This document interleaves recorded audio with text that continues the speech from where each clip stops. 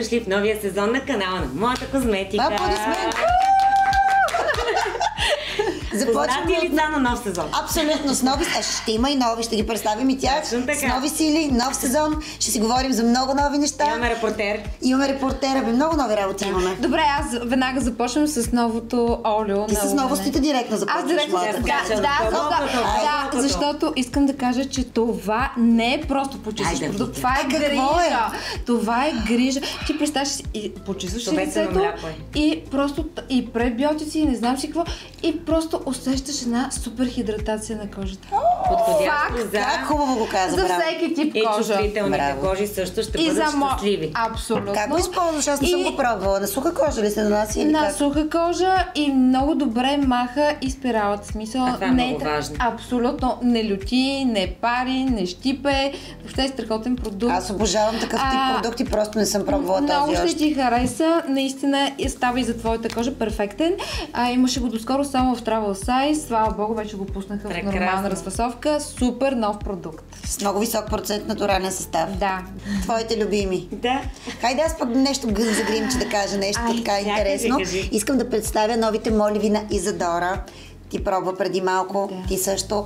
Това са невероятни моливи, хора, разбирате ли? Те са меки като масло. Те просто пишат с лекота. Размазват ли се като са меки? Размазват се. Също това са гел-моливи. Гел-моливи. Да, стават могат да се използват самостоятелно. Може да сложите само едно гланцче, балсамче. Да. Балсамите, между другото, на Изадора новите. Моливче с балсамче. Прекрасно. Жестока комбинация. Видяхте ли новите опаковки? Покажи. Да, новите опаковки са много готини. Някакси матови, по-минималистични, много модерни. Страхотни са. Много свеж цвят, между другото. Всичките балсами са жестоки. Само ето тук така като лека точка. Да. И може да направиш подложка от молива. Да. Супер. Цял ден, не мърда. Любимия ми е 07 Mauve Rose.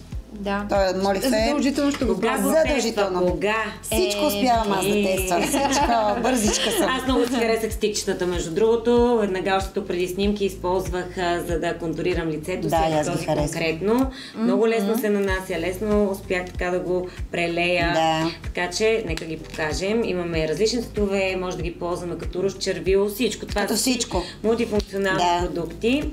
Ето това. Бронзера ми е много ще покажа другите цветове всъщност, да, които наистина са виж този с комбинацията маув. Погледни за каква комбинация става въпрос. Кажи ти, че вау! Не, прекрасно. Перфектно е. Перфектно е. А този цвят? Много ми харесва, особено когато има тен. Малина малко, малина идва, нали? Да, има нещо корал. Не, има някакси на малина оттенъка. Корал, но наистина много. Да, има, да. Очички, уснички, скулички, буски, всичко става жестоко. Искам да покажа преди малко какво с теб гледахме навън. Този CC крем с SPF 30 на Изадора. Много интересно, когато го нанесох върху ръката си, веднага се едно придобих тен. Да. Слънчев загар. Буквално това е ефекта, който постигнах и това на мен много ми допада. Особено сега, когато не се излага много на слънце, не се пигментирам покрай бременността. Погледни. Тук не търсим покритие, тук търсим един красив блясък и загар. Да. Страхотен е. Всъщност това е перфектен продукт за хора, които не искат да носят грим. Точно и така. които не искат да се излагат на слънце и пазят много кожа. Да. И естетичен фактор. Което е изключително важно. Дава един много лек цвят, много ми хареса между. Много е готино. Ще има Glow Face Primer. Ние не сме ги тествали дори тези продукти, част от тях. Има матиращ и такъв, който озарява. Като озаряващия с 50 фактор, което е супер. Аз съм тествала вече тази база, тази не съм все още матовата. Супер. Между другото аз тествах озаряващата страхотна. Да. Аз лично, ако използвам база, трябва да е озаряваща, въобще не се харесвам с матиращи бази, не е моето, така че ето това е нещо, което ще тествам. Може да нанасиш само на там, където са по-широки поричките на Т-зоната, тъкмо да минимизира порите. Добра идея. Обратно на всичко, нали, аз съм мат, базата задължително трябва да ми е озаряваща обаче. Така ли? Да, само озаряваща. Изненадващо. Да, аз съм изненадана. Да. А тествахте ли фондиотен? Да, озаряващи. С SPF 30? Не, все още не, аз не съм. И аз не съм. Но аз харесвам старата формула на Wake Up The Glow, много ми е любим. Предполагам, че и тя ще ми хареса. Да, добре, дори нека да кажем, че той е грижа, той е с серум, този фондютен. Леки чакай, пак има този ефект, може би заради всъщност нюанса, който сме взели, но пак има този ефект на, вижте се, на затопляне на тена, на умекотяване. Слънчев загар, буквално. Да, впечатлих се. Няма да страдаш това лято, че не можеш да си излагаш на слънце. Продукти от Изадора. Прекрасно. Я тук, момичета, разкажете малко, какво искате да разкажете. Серум, това нещо, което сме тествали и използвам. Преретинола е различно от ретинола, да не се бърка. В случая преретинола е с естествен произход. Задържа влагата в кожата, укрепва кожната бариера, особено през лятото. Винаги, когато имаме смяна на сезоните, особено сега на горещото време, спира дехидратацията на кожата. Много мъничко количество, защото е доста мазен като продукт.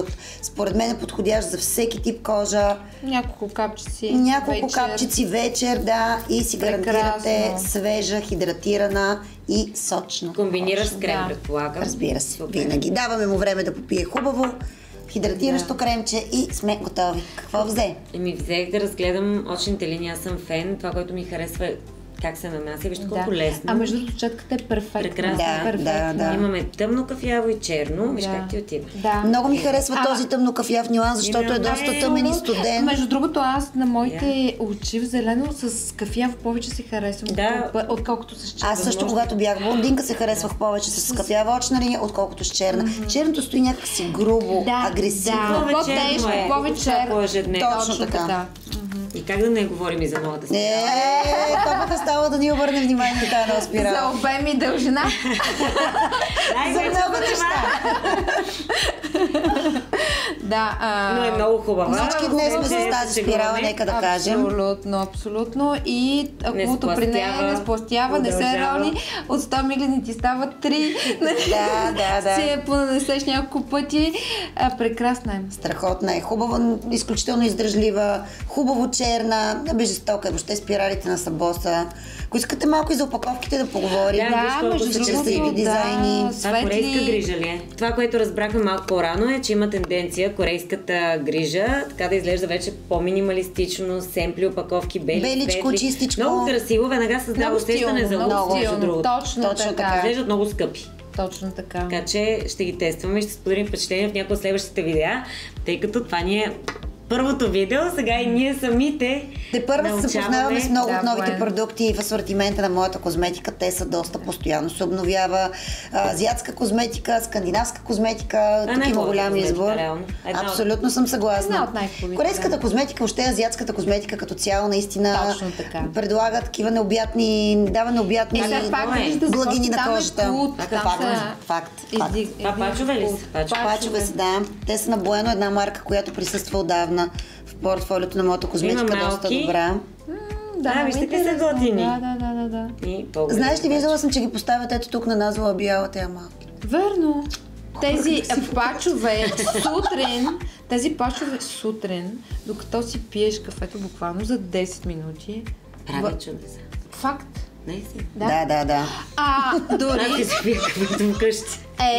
Започни. Как ще стана аз пет да си пия кафе? Значи аз вкъщи какво правя? Кафе, вода, пачове, малко масаж. Искам да те видя лайв, обаче в 5 сутрин така го правиш.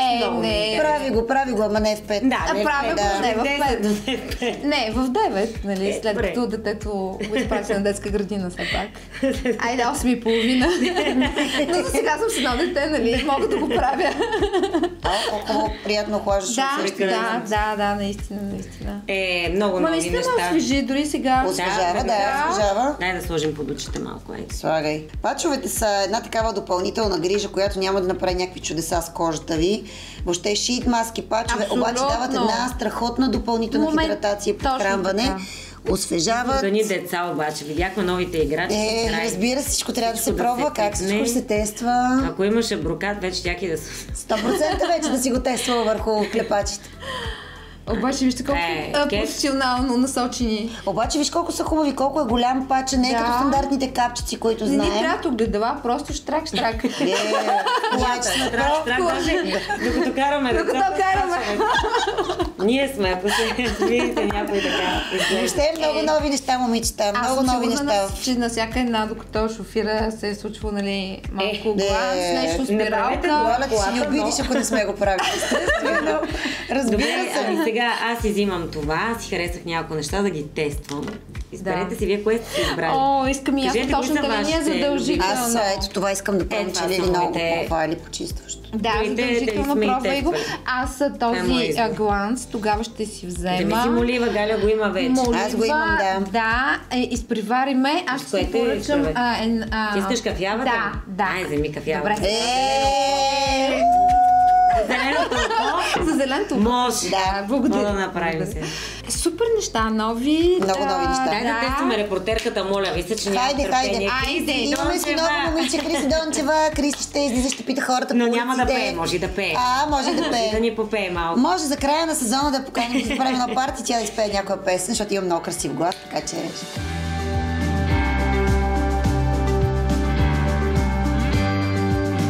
Здравейте, приятели! Много ми е приятно. Аз съм Кристина Дончева и съм първият репортер на Моята козметика. Един прекрасен бранд, който е пълен с толкова много продукти. А сега ние се намираме в един от най-хубавите градове в България, а именно Пловдив, откъдето и започва този бранд. И сме тук, за да разпитаме случайните минувачи и хората дали познават бранда и какво могат да кажат за него, кои са им любимите продукти. Така че предлагам ви да идвате с мен и да започваме! Хайде!